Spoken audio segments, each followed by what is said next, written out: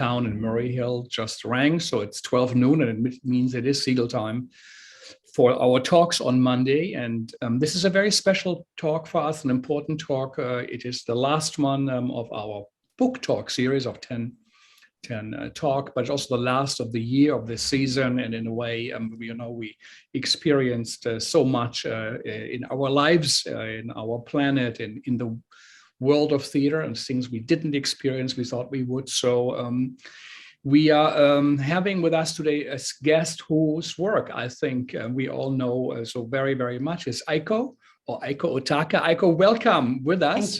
Thank you. And we're going to talk about her book.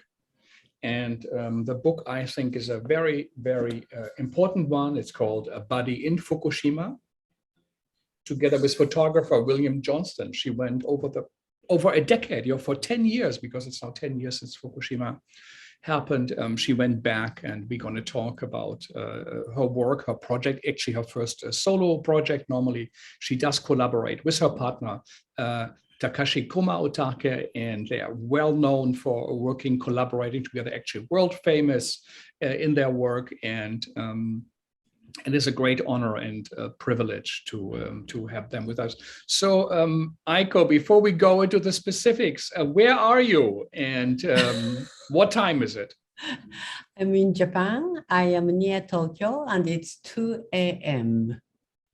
2 a.m. That's after midnight, 2 hours after midnight. It is. And I can't quite blame Frank for this. He didn't aim. It's just my own reason that I'm here in Japan. So yeah, incredible. I'm very happy to be here with you. Yeah, and this is your family home, I understand? Yes, it's, of course, it was my parents' home, and my father died 22 years ago. My mom died 2 years ago. I'm sorry to hear that. It's literally, it's now my house. It's a little house, but I still consider it as my mom's house. Oh, did you grow up in the house? No, I didn't. That's another reason. Yeah, they moved after, I left them when I was a young person. So I don't really feel the childhood memories here, except I always have so many memories of visiting her here. And in some years, I have taken care of her as she grew old. So there's lots of memories of her on everything we have in here. And it's close to the Kamakura. Not far. This is not too far outside Tokyo, which is such a beautiful, ancient, and also very spiritual town with many artists over centuries. It's true. Printmakers and writers, theater artists who live there. Eiko, tell me about the book, Fukushima. Well, when it was sent to me the first time, I didn't quite prepare myself for how heavy the book is. And in literal weight is like really heavy because it was during the pandemic we worked on it, meaning, myself and my photographer collaborator and designers were always talking over Zoom with a design, PDF exchange, making a comments. So everything was prepared, over the internet and by phone and by writing, sending my text and the ideas and the comments. But then when book arrived, not only it was bigger than I ever thought, even though I always knew the size, and so much heavier. And we made a decision of using a printer in Belgium, which is specialized for a very environmental friendly. So it is recycled. It is the whole book is a recycled paper and biodegradable ink. So the whole thing feels like a weight. It's a literal weight as much as 10 years since Fukushima had a nuclear disaster. So to me, looking not only my 10 years, but Fukushima's 10 years as a big object, which is very heavy. It's metaphorically heavy. So this is kind of surprise that I That's felt. true. Yeah, Yeah. that's true. As I think people who drink whiskey like to have the heavy whiskey glass because it also represents the weight of the drink, you know. Yeah, it's a kind of uh, thing. It's felt very different from what I was get so used to in a PDF form. And I'm glad we have that talk. It's been also tragic that so it has not been possible to have book celebrations, book talks, and bookstores. Normally, our authors can go around. That's why we created the Segal book talks. We had Bonnie Moranka here with us, and Teresa Smalek, Alexis Green was Emily Mann, Perry Perloff, and Catania, and Bogart joined us, and then Avra Sidrolopoulos and Frank Rabatz, and now you, as a point at the end, we just talked last week, you know, about that new age we are entering. It was Frank and Avra right about the Anthropocene, that is the all of a sudden the history of the planet is interfering now in a very serious way with the history of mankind and our history, perhaps how it hasn't done before. That a coronavirus doesn't respect borders, you know, doesn't care, as does radiation. Tell me, how did the idea for your project, a body in places, a body in Fukushima, how did that come to you? So my A body in Fukushima has always been a part of, but also the beginning of my A body in places, which is the overall title of my solo activities. Okay, when I perform solo, anywhere is A body in places. So that be the Wall Street, that be the Fulton Center, that's been Florida, that's been Hong Kong. I always call it places because people can know, oh, she's here with me here on this street, on this plaza. But she has been, my audience are informed, she has been in different places. And the beginning was my body in Fukushima. So the first time I went without a performing, without any notion of my solo activity, but just going to Fukushima after the disaster happened was 2011, that August. So 5 months after. But that happened to be in the middle of Eiko and Koma's retrospective, which was a 3-year project, which actually consumed us for 5 years, you know, from the time we begin to prepare and then we finished. 5 years of preparing a retrospective that is supposed to be middle of our career. And so it was never supposed to be like end of our career. But 5 years is a long time to look back, or 40-some years of work. So I was kind of maxing out, re-examining Eiko and Koma's work. So by the time retrospective was in a full swing, I was itching to do something beyond Eiko and Koma. And then when Fukushima happened, I was already teaching nuclear matters.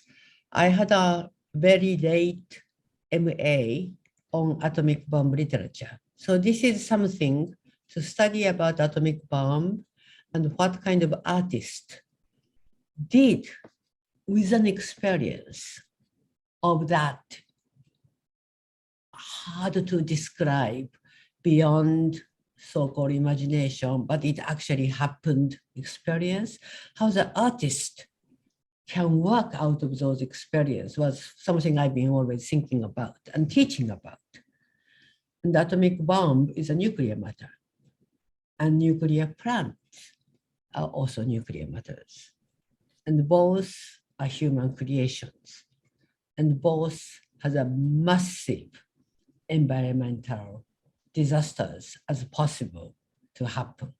Atomic bombs might have been aimed to kill enemy people, but it also destroys the environment. Nuclear plants, it might have been aimed to create electricity, but so much possibility as such a complicated machine happen to break down, make an accident, make nuclear disaster. And that's not only inconvenience to the human being, but it is an environmental disaster. So in me, all the nuclear matters are very connected. So when that had happened, without ever thinking doing my solo, I had to go to Fukushima because I felt as a person who teaches atomic bomb and radiations, I had to know. And at the time, it was very confusing because not much information is readily available. You know, when something so big happens, the books don't come in too quickly. You have internet, internet knowledge, but it takes a long time for people to grapple and come up with certain ways of creating a knowledge that is not just information. So one of the way, as a body-based person, I often feel I learn by being in a place. You know, your whole body experience it, and it's not information that you just get it online. So I went there with my friend. But then by 2014, when our retrospective project of Eiko Koma ended, I was ready to go back. And that time, I wanted to do it as a part of my solo project. So my solo project started with not an happy, merry way, because going back to Fukushima with a camera, you know, with a collaborator, photographer, and a historian was a heavy decision.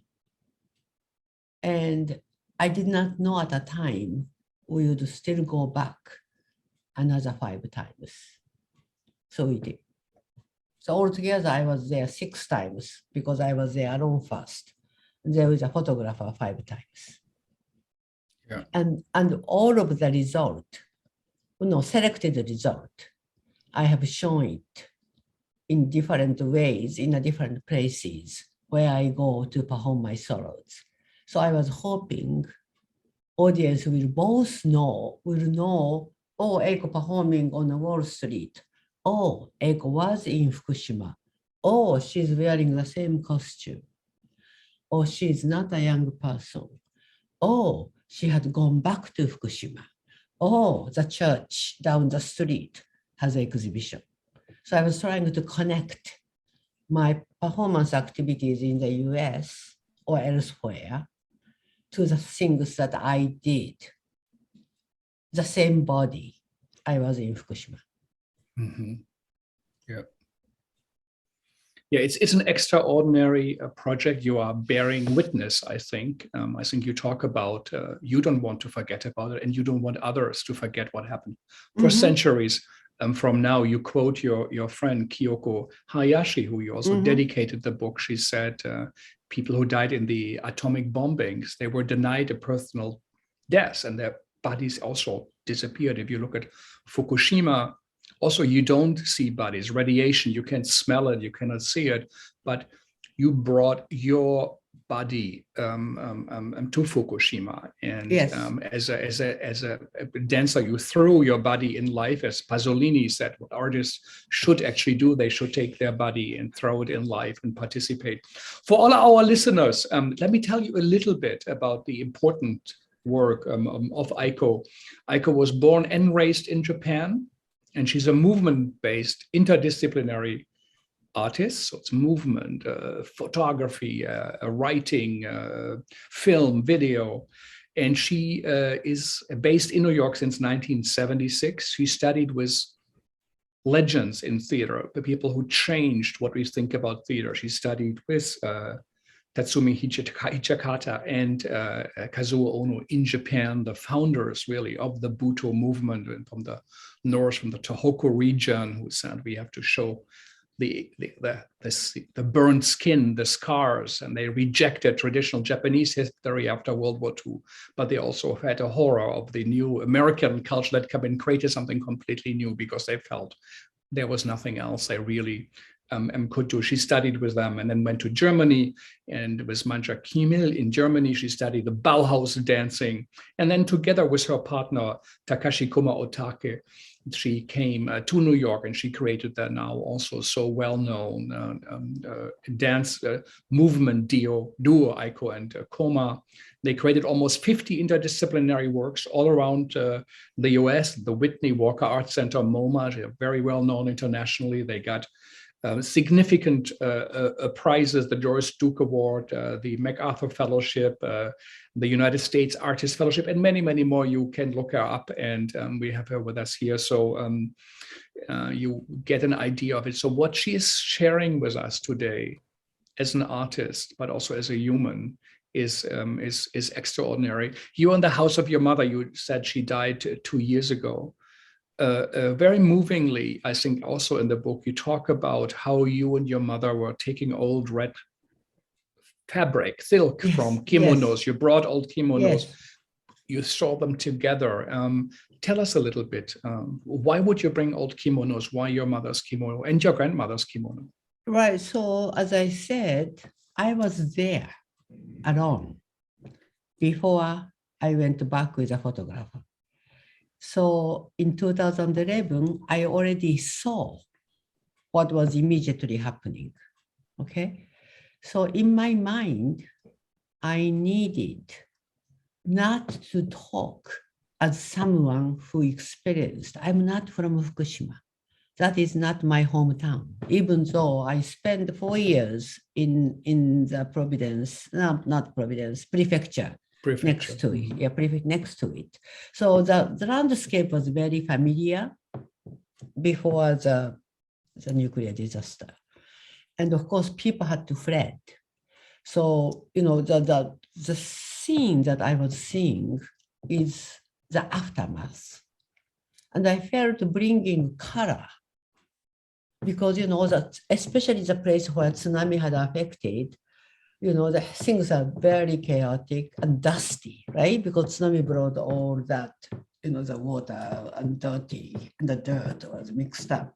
So everything in the house is covered by the sort of like a thin or thick layers of dirt, and it comes up as a very dry, and the colors are very infused with that dust. So bringing my mom's, and in fact, I ended up, all the fabric are from my grandma's. My mom helped me to create, you know, by sewing the pieces together. But all the costume I wore in Fukushima until the last trip are from kimonos from my grandma. And by bringing all the people's kimono that we no longer wear in our daily life, is to me to identify myself, or at least emerging the ancestors. You know, because there are people who had to flee, but they can talk their tales. Journalists are interviewing them. They are writing, some of them are, you know, writing poems, paintings. I met those people. So it's not my job to bring their voices, because they do have their voices, you know, their lawsuits. So there are very much moving stories witnessing from their own perspective. So what I probably instinctively felt is to think about mountains, to think about water, to think about people who died and their bones are in their family graves. So somehow bringing all the material, the color, very vivid kimono colors into this dusty place is my addition. It's like my palette to bring. So this is why it's not only my body, but my being a Japanese person who grew up in Japan before I moved to the US. It's not just me being there, but me, myself, bringing a palette of colors and materials that belongs to beyond my own memory. And I think it was important for me to carry that. Mm-hmm. Yeah, it is so remarkable. If we look at the book, and I'm just going to show it, I would say most of them are actually photos and some essays, poems of you, also from William, some reflections. Maybe you have, I think you have a small video clip where you compiled some of it, so our audiences can see it again. Fukushima is the second largest nuclear disaster, I think, in the history of planet Earth. People say, scientists, for the next 800 to 1,000 years, this landscape will be untouchable. You cannot go back in. It will be contaminated. It's a failure of mankind. And the idea of the technos, the idea of the Apollonian thinking, as we talked with Franz Schwadat, where we think we could master Earth, and it has shown us that it is not as easy as we all thought, and we have to completely rethink our engagement with nature, and the idea from Bruno Latour, which we also talked about last week, where we have to understand that humans are no longer the solo actor, the dancer on planet Earth, that everything is connected to everything, and we are just one part of it. And we have to respect it. So if you're ready, let's have a look. It's got a 2-3 minute clip, and maybe tell us a little bit about it. Yes. So these are just a short, very short video, but I actually created from the very first time I went with Bill, who is my photographer, and historian collaborator. I've always created videos because after all, I'm a choreographer and a performer. Yeah. I'm a time-based artist. Yeah. And the photography is an interesting way to show the time, because video's time, if I video myself moving in Fukushima, video's time is real. But in a photography, you can imagine what happened before or what could happen next. I can also change the orders of the video, of the photos, to create a sense of choreography. But I'm not showing my movies I have made. In fact, I think my film will be shown in a film festivals. But so usually it's 2 hours, and I made it as long as 7.5 hours. But this one I'm showing is only 3 minutes, and I'll start and I'll explain to you as we go along. So this is a very fast survey, just to give audience, like, you know, how. So this is January 2014. So this is the first time I went back with a photographer. This is one of the Tomioka station of Joban line, and you can see how even this is 3 years, nearly 3 years after the disaster, things are quite closed up. And I can kind of see myself as almost like an only body in the landscape where humans used to be. And we went back the same summer, and just to see the grasses grow, and still the same chaos remains, dusty.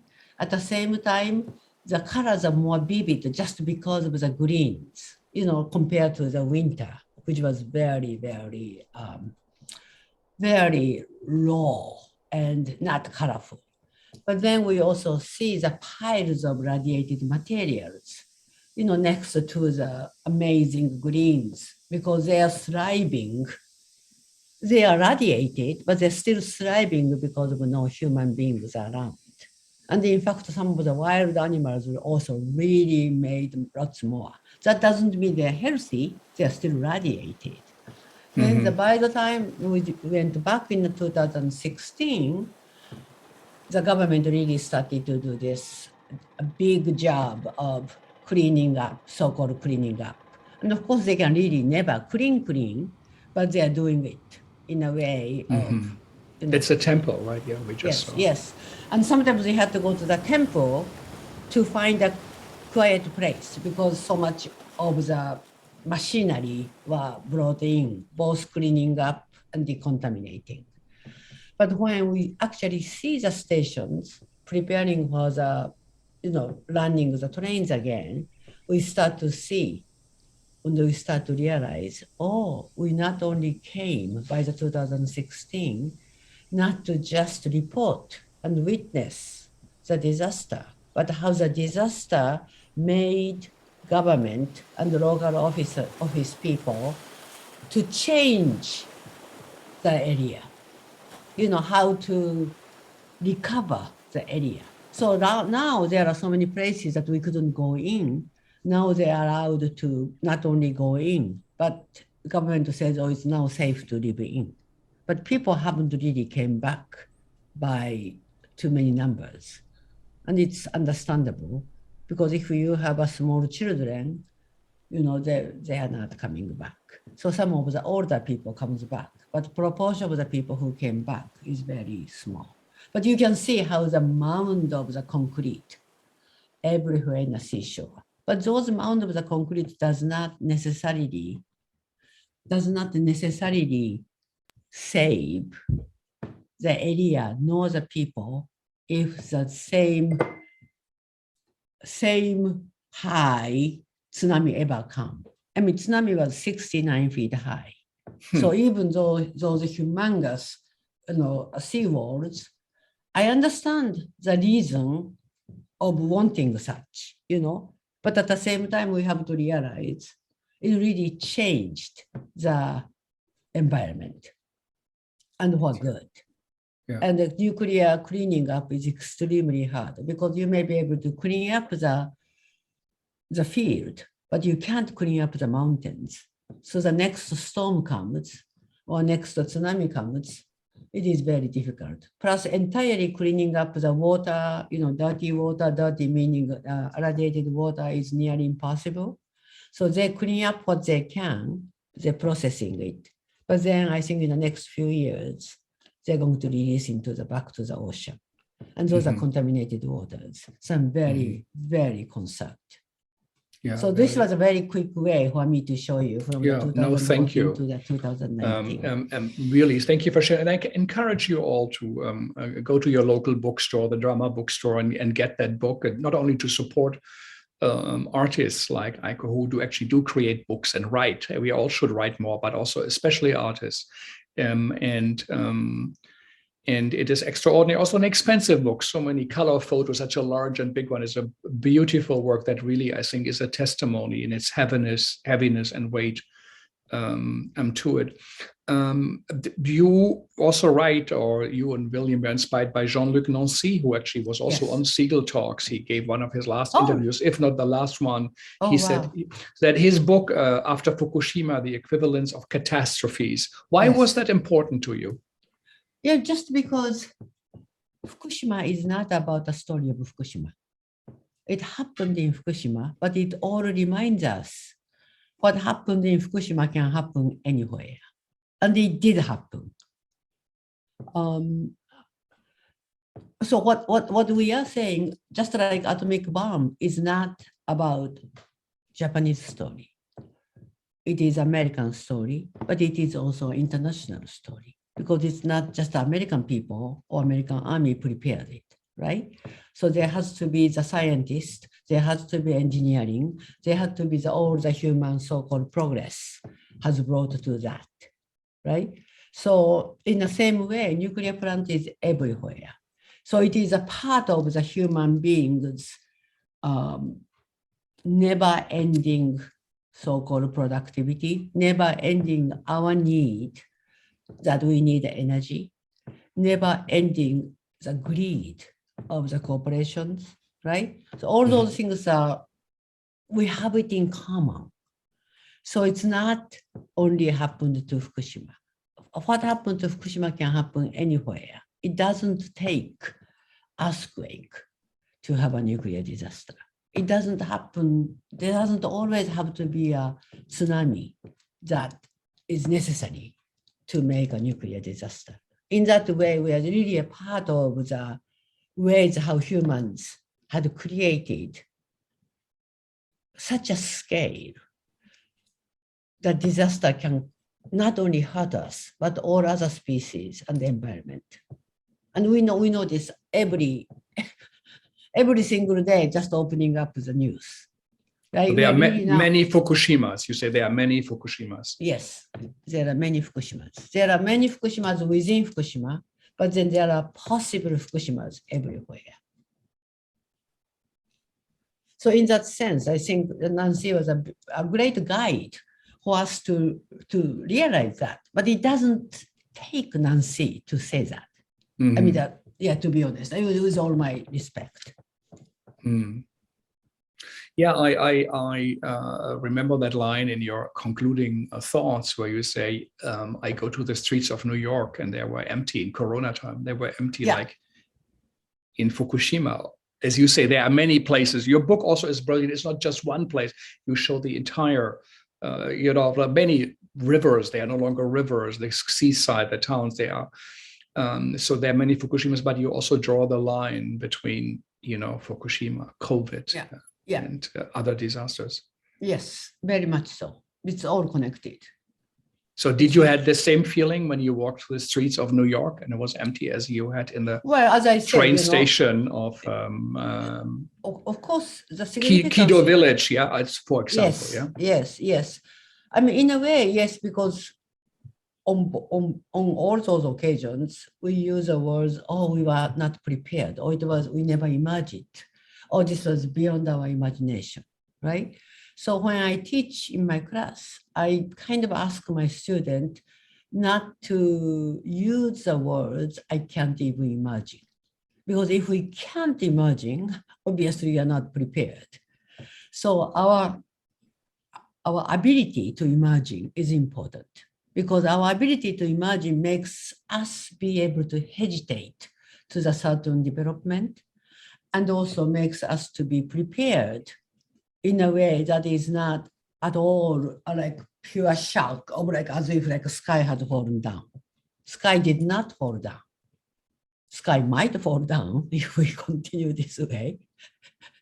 So it is crucial for humans to realize that everything human make do break. Nobody buys a piece of desk or a toaster or a heater thinking this will last forever. Everybody knows certain things do break. But why we had been fooled, nuclear plants are supposed to be safe. They were never safe, and nobody can ever say they are completely safe. There are not such a thing as that last as things were made. And the human body is mortal. And by being in Fukushima, one of the things really struck me is, seawall breaks. House does break. Nuclear plants break. Because our body break down. Our body die. Our body gets sick. Our body has an accident, injuries. So I think what we create, imitate our body. Because it is our body that dominate our thinking. And I don't think it's conscious, but I think it makes sense to me. And I think it's important for humans to know we are mortal, and what we create are mortal. And when it is being mortal, if somebody dies quietly, it's one thing. But if somebody makes a humongous noise, humongous violence, not only that person dies, but other people get hurt. And I think more complicated, especially things like nuclear plants, which is bound to affect by radiation. It is crucial for me to at least share with people the fear, the tension, the regret that I have felt in Fukushima. And that continues as I gain more knowledge along the way. Yeah. I think as sharing has been such a big part of your and Koma's work in a way for a long time. You wrote, dancing in Fukushima is a naked experience. Mm-hmm. What do you mean? Well, naked in a way, Koma and I had many pieces that we perform naked, okay? Mm-hmm. Many pieces from the 83 to about 2000, we had many naked pieces. The Buto no. tradition also, yeah. No, because that's different, because Buto people do hide certain sexual organs. Now we don't, we are completely naked, okay? Okay. But when I say naked, I'm contrasting it to nude. Nude is a kind of sexualized, words that you are expecting the viewer, but naked is a very existential word, right? So when human beings are hard to be naked, we don't have any covers, we don't have, our hair, not long hairs to protect ourselves, so we get cold. So it's a very miserable, helpless thing, right? And being in Fukushima, you do feel, you cannot see radiation, you cannot smell radiation, but it's there. I measured it, right? And we know that from the information. And in that, even though I was closed, I felt very unprotected, right? So in a way, it's naked. But in a way, no adjective can come in. You are lost with your words. So you exist. We cry, but it's not a sentimental cry. It is a deeper. It's not a cry of expression. It is a cry of our core. And I felt naked, meaning helpless. That's something I cannot rely on. We have come to this point of our human development to feel so helpless. And people are making the things they don't know how to fix. And people are making things that could be so harmful to other species, as much as also to the environment. So that was a very much like, so like the words fail, even though I did write quite a bit of essays over time in this book. But I think our first sense of experience is we are lost. We lost our words. We lost our senses. We lost our normalcy. We lost our things we can rely on. And that is what I mean by being naked. Yeah. As you say, miserable. You also say you had that line in one of the poems, or I want to stay miserable. And I think Samuel said, well, put vulnerability. I'm vulnerable. And he said, no. So it takes a strong, I think, some very strong person to want to stay miserable and to remind, instead of saying, oh, let's just go back to normal and let's forget about it and let's go on. So to stay miserable, is that guiding your work for the Fukushima book, or do you think it is a much deeper philosophical concept? Well, I don't know what's deeper, but I do know this is coming also from my post-war upbringing. I was born in 1952, which is the year American occupation ended. So this was, of course, ally, but only America had a general headquarters and the military people there, right? So it's 7 years occupation is a long time. And Japan's most of the city had been air raided. So it's not my experience. I don't know the war. I wasn't alive. I only know it from what we read, what we see, what we heard. But I think because I grew up in the post-war Japan, the damage of the war, which Japan started, and the historical things are more complicated, so I don't think I should simplify. But in many ways, completely, Japan was the invader. Japan was the perpetrator. And in that war, Japan was destroyed. And that was my immediate before my life. So we hear this, we read about it. You grew up always hearing artists or philosophers or writers' work that are like 1, 2, 3 generations before you. And that's how you grow up, breathing in the people who had experienced the quite extreme situation, right? So to me, their regret, I have breathed in. I saw the wounded veterans, with, and they weren't well cared for. I saw that many people with difficulties and the social system haven't learned how to care of them yet.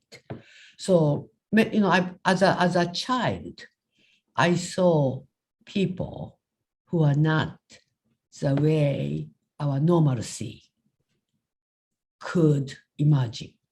The people were having a really hard time. Not everyone, of course, there are well-to-do people too. So to me, when I perform, I don't have a desire to, I want to look good, because that's more like a show business. Mm-hmm. So I come from not from the wanting to do show business. I wanted to do a performance as an art form. And to me, where my beginning memories are not the Japan with Sony, not the Japan with a beauty, but the sense of failed place of its own history, damaged place, and occupied. And American military continued to stay on even after the occupation was over, right? So we was a base for the American military. Still there, yeah. Very much. So I think these are important things that I don't really, especially having arrived to America and performing for American audience, I never felt like, how good she is. That's not what I'm looking. Oh, what's going on here? It's something different from the norm of America. So something what I can bring in from my own core of my senses, which is not at all happy, melody, joke, full, upbeat, fast thing. I take a long time to do certain things in the performance so that it actually could make people somewhat uncomfortable. I hope not torture, but certain people have a hard time because as if nothing happens for a long time. But I want to show things don't always happen like that. As we know, as Nancy says, the things are already happening, and it had been happening. When it really started to have the force, it makes us feel very small and very helpless, even though it is a human-made disaster.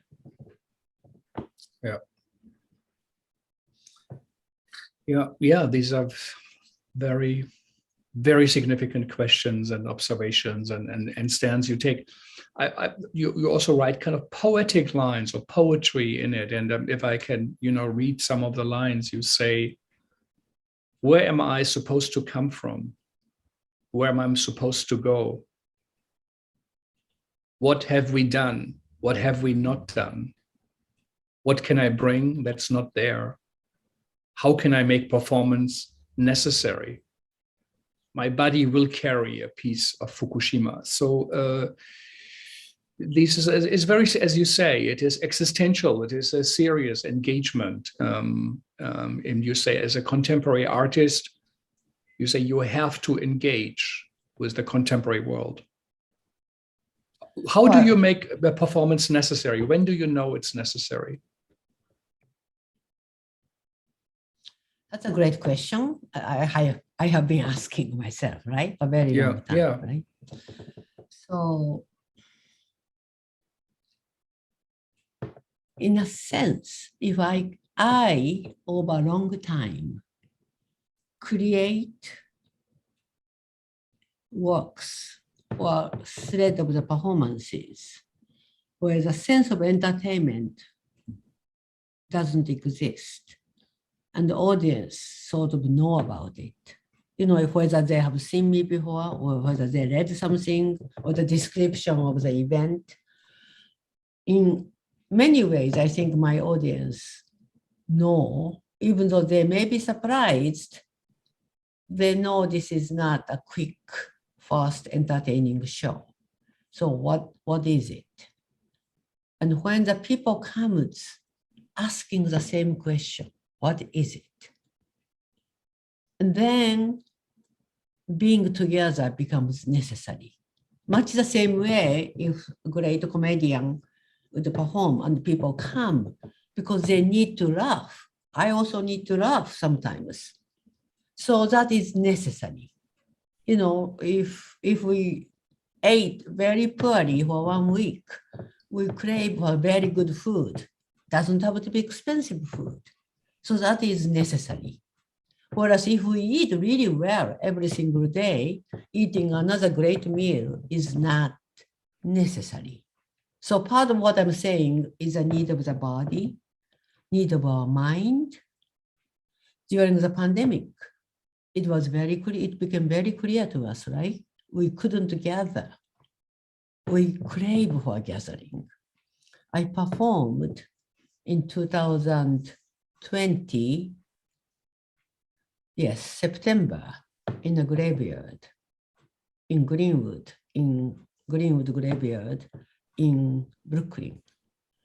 And for so many people, it was the first time they come to see performance. It was outdoor, you know, really distanced. And I'm not sure if we can call it necessary, but it was very close to the feeling. I was providing almost an excuse, you know, almost just a reason to gather, right? But yet the real reason was really to gather. The real reason is also to gather in the graveyard, to really to see that death had always been happening, so that we can kind of start to see this much of the death is also a part of a longer period where we accumulate death because we are all mortal, right? So somehow when we connect certain elements of our desire and of recognition, and by having that experience of I, as an artist, I try to think in a way, am I working in my mind, working in my body, something I am doing it, not a great idea, but if can I continue to think and practice until I feel it necessary. It's part of that is preparation. Because one day, performing in a graveyard may be an idea. Going to the Fukushima is an idea. But as I said, by the time I went one time, going to the second time became necessary. Going to the third time became necessary. By the time I decided to make a book with a photographer, historian, it was necessary for us to go back in 2019, December, which is right before pandemic, right? So if we didn't go there, the book would have ended in 2017. But we were very clear. We don't want to publish a book 3 years after the last visit. So going back was necessary.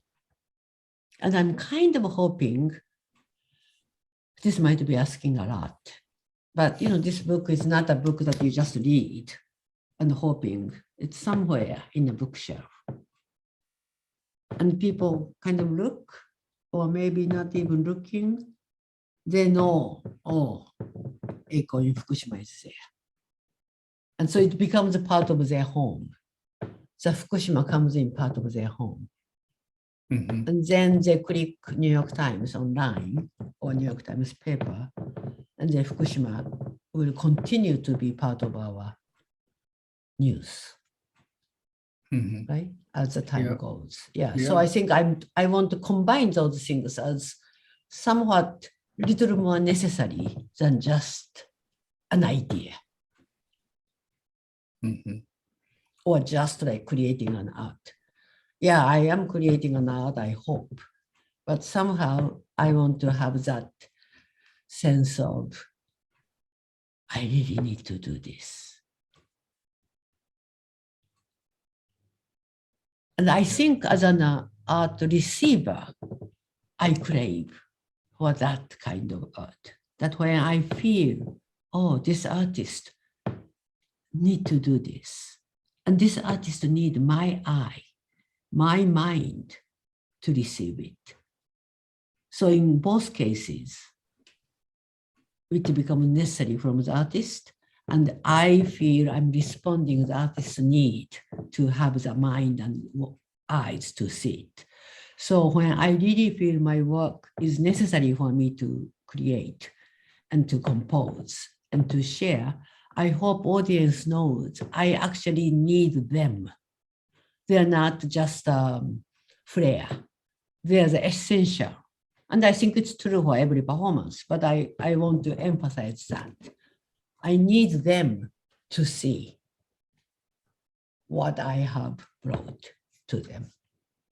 Mm-hmm. Yeah.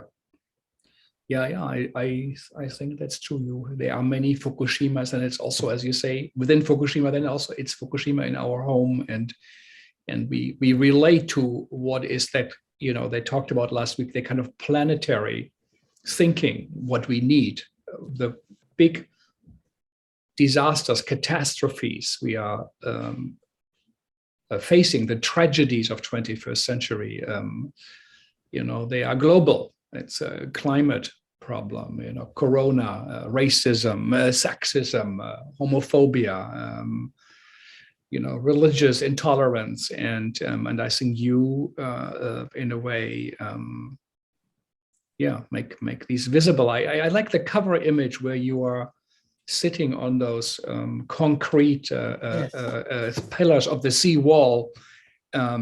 Actually, I think, yeah, in Chernobyl, as you say, you know, they put concrete around the nuclear reactor, so nothing can come out, but you can't do it to a landscape. And even if you do, there's a lot of concrete, and for the next, you know, they to kind of childful hoping that the next tsunami will not go over these concrete walls. But you sit there and you see your costume in the air, but there's also a tiny piece of fabric that comes out of nowhere. I don't know what it is, you know, that you make something, first of all, what is it? And, but it stands for that. That's what's not visible, you know, kind of a memory, different generations of people who lived there. Also, you know, because I think it's necessary for me to do this work, more global warming becomes so clear to more people, right? The need to do how better create, you know, create energy, the electricity, not using fossil energy is become very important, okay? So then the nuclear plant has been promoted as a necessary way, right? But it's not a clean way to do it, because even though it might emit much less CO2, of course, I agree, but when it breaks, and as I said, it always breaks. It's impossible to make a claim this will never break, okay? So therefore, the idea of the disaster is so prominent. I don't want people to feel, oh, it's not good. We know what happened in Fukushima, but you know, we can't really continue to do this global warming, more and more warmer Earth. So let's change or add to the nuclear plants. This is where we really have to stand on our feet, thinking, is it really so? You know, can we really invest more into the renewable energy, right? Rather than the nuclear energy. And I think it is important to connect nuclear energy into the nuclear arms. Why so many people have been pushing nuclear energy? Because it also creates the basis for nuclear arms. So in both ways, I think it is important. And again, you know, I'm not really making my work, because I want to make that statement, I can say that statement. So part of the reason that I'm making the work there is to literally to feel the body, how the body feels being there, and how other people feel to see my body being there. Yeah. So it's not a political message as much as my concern brings me there. But what I want them to see is the helpless body being in that environment with radiation. Yeah, and that in that kind of mundane, superficial life or existence we do have, where we try to ignore that realities, you know, the dangers we live in, the catastrophe actually we live in. And 100, 200 years from now, people will look at our age and it was barbaric, you know, how could they have done that? And so, as you said before, what can I bring that's not there? You do show it, that little piece of fabric in a way, I think, that mysteriously appears behind the rock, but it's not you. And there's no other dancer, you know, it's like ghost-like thing. So you also, to talking about this, you talk about theater or something that isn't there. You in one of your poems, you say, she remembers, I guess that's the dancer, she remembers a tree that had been there before a theater was built. Her arm moves to invite the return of the forest. Yeah, it's so, yeah, you know, I mean, I actually wrote it. That whole poem was written like 7, 8 years ago when I was invited to recite or to create something for the 24-hour event at Guggenheim in the theme of time. So I wrote like 3 full-page poem, and my performance was how to pronounce it so that the silence between the lines becomes performative. So you can say the things, but you can say things, right? So we can kind of create this performativity with the words that is a little hesitant, but that is rather insisting, right? So as we make this book, I decided to revisit that my time poem to really see what do I mean by a performer, by being a performer? Because in a performance usually start and end, and certain things happens, right? And that's performance. But we don't want to do the performance just to end. We want to do the performance in a way how the sense of time is a little more bent, so that I kind of cling to instead of drinking a water.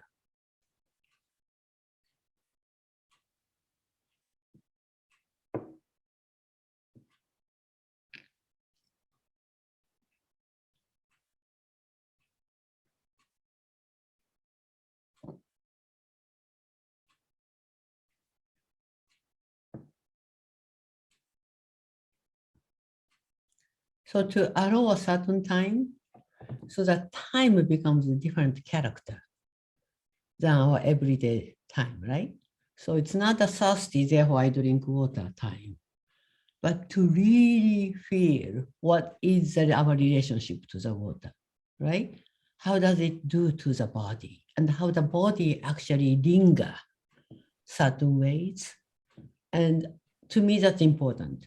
So when I go to Fukushima, come back, show the work, that's productivity. I want to do the way, oh, I don't know what to say. I don't know what to do with this, but I want to continue doing this so that I can think about it. So I'm clinging the time a little differently, rather than we are in a place where sometimes we can't quite understand. So I really feel the more we are honest about want to cling something that we are losing, such as humanity, such as knowledge, such as understanding, maybe we might hesitate more. And hesitation becomes our thinking. maybe it will become a part of the bigger conversation or bigger recognition of our humanity. Or regret becomes something that is very not seen negative and weak, but the regret could become a force that we could give our body to. So that's one of the things I've been thinking as I write those sentences. But I've always, even in Koma's time, I've always felt I don't really come here just to be another software in a theater. I might want to really think about not only the audience who are here in front of me, but before theater was built, how can I carry that kind of a time? And in that time, today, I happen to be here. So my job is not only to be the entertainment of this month, of this day, but even to invite audience to feel like, oh, used to be a breeze. Oh, there used to be a storm here. Oh, there used to be some violence. There used to be some love affairs here. That is already a drama before theater had been built. And how can I carry that as a part of the work I do? Yeah. That's very, very beautiful and necessary and urgent, and in a way part of that naked experience, of being alive. And I think your concern for the tree that is no longer there, that goes back to the realization that perhaps humans and mankind, and what we are realizing now, we are not the main actors, the French Sun King in a way at the center of the planet Earth. No, we are in concert with the plants, with the animals. Everything lives through plants. And Linné said that we have to respect the plants. We only live because of them. There's a critical zone like 10 meters, like 30 feet above and 30 feet below where we stand. Mm-hmm. This is what gives life, and we are part of it. And if this is no longer there, we don't have it. And it is endangered. And when we live in times with potential catastrophic consequence, I think your work is a real contribution. And as you say, it's not part of the entertainment, make you feel good, have that Broadway smile or whatever one is looking for before, after a fancy dinner that might also not be necessary. It is quite stunning what you've done in your career, also with your partner, with Koma, but also in this solo project. And as you also wrote, you're actually not dancing alone, even if you do a solo. You're with the landscape, you're with present time, with generations of people before you in that place, and with the history of that place. And you try to connect us and say, in a way, to us, think about your life. How do you connect with your place, your people around you? Together and gathering, the words are so close, to gather together and to connect to our history and to be respectful and think of the invisible, and also, of what's around us, the tree that is no longer there, but used to be. So it is a stunning work. So really, thank you for sharing. And we're coming slowly, to an end. It's 3 o'clock in the night. Right. So really, I am so sorry. I didn't fully realize it, but noon is our Segal Talk time. We're coming to an end of our Segal Book Talk series, which we created because there's no place at the moment also, for writers who worked in the time of Corona, were influenced by the moment, by the atmosphere, the experiences, to really think harder. Why are we doing this? What is it good for? What is really necessary? All that what Eiko talked about. So we're very thankful to have done that. We have almost 200 talks in those 2 years. For us, it's a very emotional goodbye also, because hopefully next year we will engage with work in the parks and so hopefully a festival, a bit more outside. And so it might be the end of the Segal Center's focus on the talks only. At least that's our hope. We got many, many great responses. 100, 200,000 people listened. We don't really know.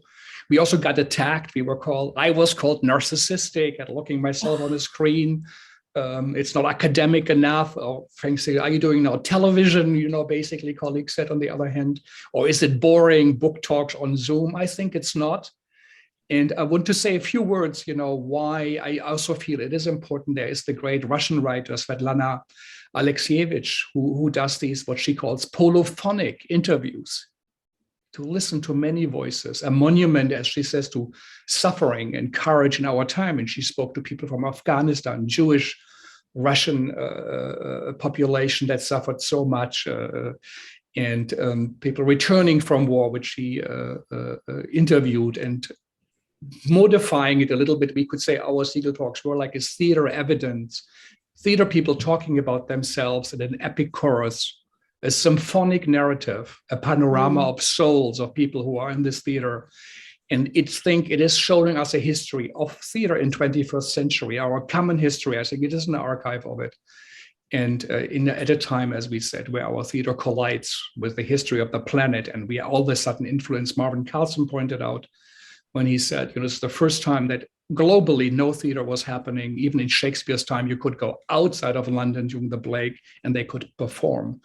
People didn't. It was a shutdown. Mosque that have not been shut down in 1500 years was shut down. So it is something very, very serious that happened. And Svetlana wrote, which I liked in her work of the interview work, where she says she's capturing a part of the reality. She said, I've been searching for a method that would allow the closest possible approximation to real life. It has always been attracted to me like a magnet. It tortured and hypnotized me, and I want to capture it. And I think this is also why we did our Segal talk.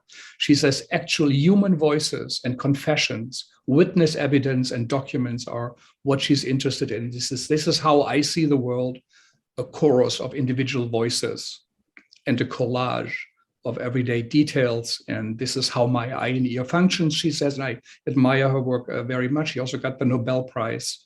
Another inspiration I would like to mention is Jenny Beth. She's the great British French pop singer, or punk singer, I would say, not pop, she would be upset, but also, yeah, she's a post-punk leader, and she created Start Making Sense, the talks on Apple Music, which we also dedicated the theme, our Segal Prelude Festival, because it is time to make sense again, to take a stand. As you also said, I could say we have to stand up. We have to show our color now. It's a dangerous time, also with the elections coming up.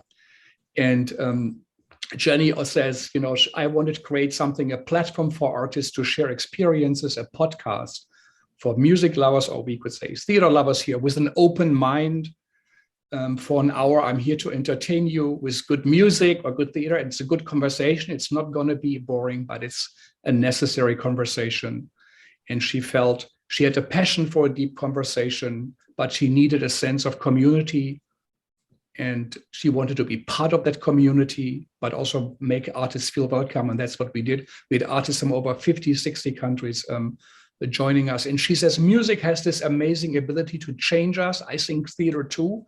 A talk like today, your book project, your solo dances, it does change us.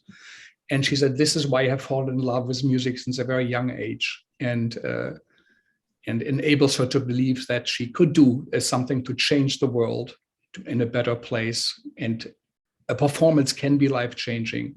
It's a fundamental transformation, a transformation of an experience. And we talk about ideas and imagination. And I think all the theater artists are incredibly caring and actually doing work of politicians, thinking about the bigger picture and stopping writing their plays and directing, and I think in many ways taking care of it. Also, Priya Parker, who wrote a 2014 book, The Art of Gathering. It's a very important book, very early on, why we have to get together and why it is important, what is the meaning of it, but also to change it, to find new ways to make every human gathering.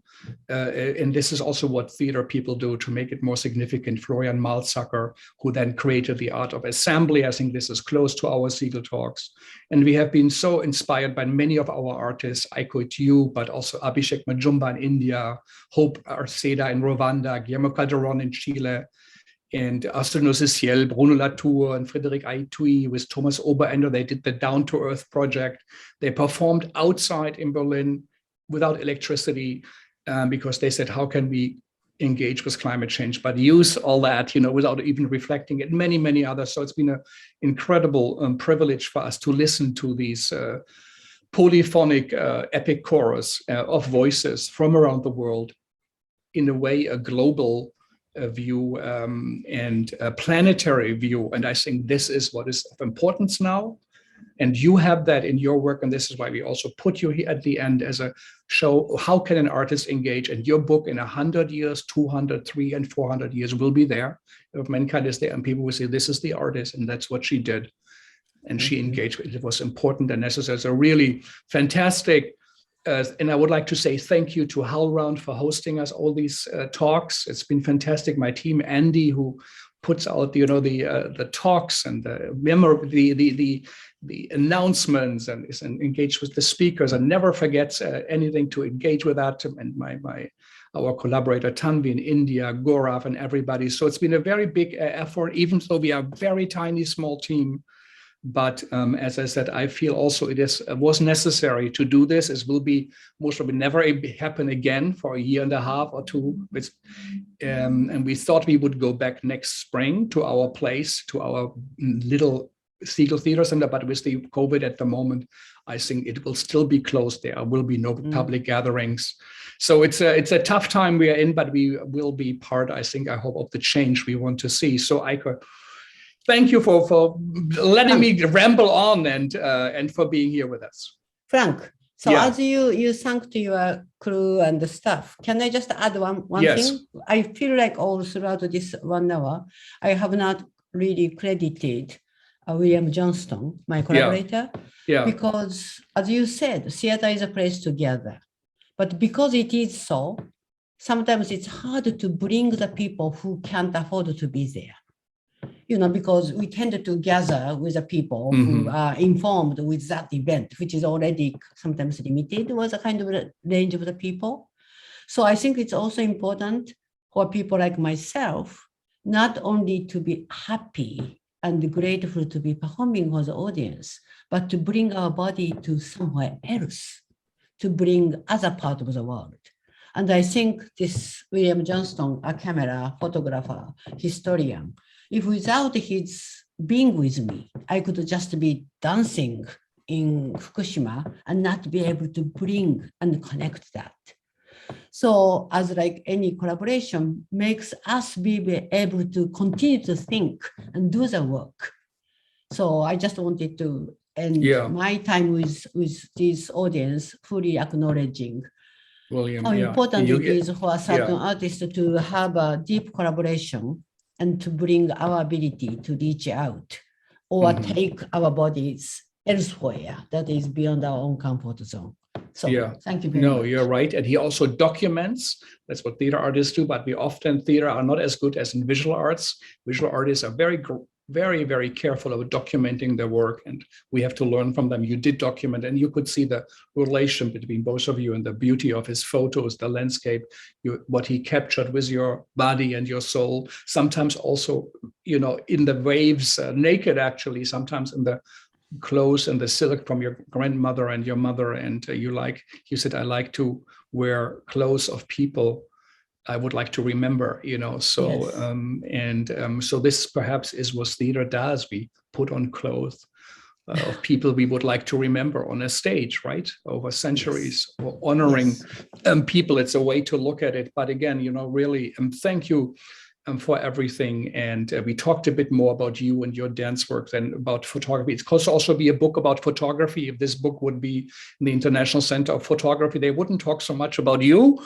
They would more talk about the photos and the art of photo and what inspired him as a documentarian in a way. But this is a theater and performance talk. So of course we focus it a bit on you.